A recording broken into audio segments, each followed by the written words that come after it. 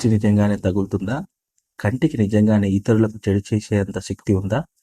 నరుడి దిష్టి తగిలితే నల్లరాయి కూడా నాశనం అవుతుంది అంటారు. మన సంతోషాన్ని చూసి ఇతరులు అసూయపడడాన్ని కూడా దిష్టి అంటారు. ఈ నమ్మకాన్ని దృష్టి దోషం, దయ్యపు చూపు, చెడు చూపు లాంటి ఇతర పేర్లతో కూడా పిలుస్తుంటారు. ఈ దిష్టి ప్రభావం మనుషులకే కాదు, వాహనాలకు, గృహాలకు మరియు వ్యాపార సంస్థలకు కూడా తగులుతుందని చాలా మంది నమ్ముతూ ఉంటారు. దిష్టికి విరుగుడుగా ఎండుమిరపకాయలను, ఉప్పును వాడుతూ ఉంటారు. వాటికి దిష్టిని తీసేసే శక్తి ఉందని వారు నమ్ముతూ ఉంటారు. కొంతమంది మంత్రాల చేత దిష్టి తీపించుకుంటూ ఉంటారు. కొంతమంది ఇంటికి దిష్టి తగలకుండా గుమ్మానికి గుమ్మడికాయ, అలాగే తలుపులకు దయ్యపు బొమ్మలు కూడా కడుతూ ఉంటారు. అదే కాకుండా ఇళ్లలో చీపికతో మరియు చెప్పులతో కూడా దిష్టి తీస్తూ ఉంటారు. ఇళ్లకు దిష్టి తీయడం ఇళ్లలో నిత్యం జరుగుతూనే ఉంటుంది. దిష్టి చుక్కలు దిష్టి ప్రభావాన్ని తగ్గిస్తాయని వారి నమ్మకం.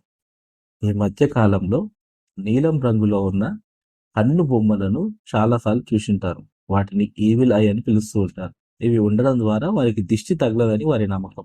సైన్స్ ప్రకారం కంటి లోపలికి కిరణాలు వెళ్తాయి కానీ కంటిలో నుంచి బయటికి కిరణాలు రావు.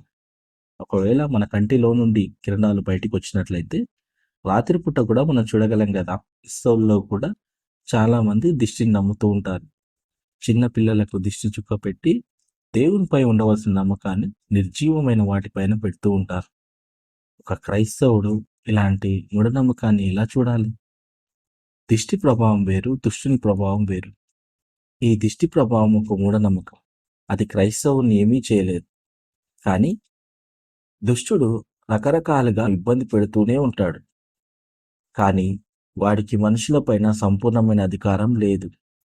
యేసు ప్రభువుని విశ్వసించే వ్యక్తి ఇలాంటి మూఢనమ్మకాలకు భయపడాల్సిన అవసరం లేదు. పరిశుద్ధాత్మ శక్తిపై ఆధారపడడం మరియు దేవుని వాక్యం ద్వారా విశ్వాసి చెడుపైన విజయాన్ని సాధిస్తాడు. ప్రభువులో బలంగా ఉండాలని మరియు దేవుడిచ్చిన సర్వాంగ కవచాన్ని ఉపయోగించుకోవాలని సంఘానికి పౌలు చెప్తూ ఉంటాడు. మనకు మంత్రాలు అవసరం లేదు. దిష్టి చుక్కలు, తాయెత్తుల పైన విశ్వాసము అవసరం లేదు. మన విశ్వాసం అంతా కేవలం క్రీస్తుపైనే ఉంచాలి. మీరు దేవుని సంబంధులు. మీలో ఉన్నవాడు లోకంలో ఉన్నవాడి కంటే గొప్పవాడు గనుక మీరు లోకాన్ని జయించి ఉన్నారు.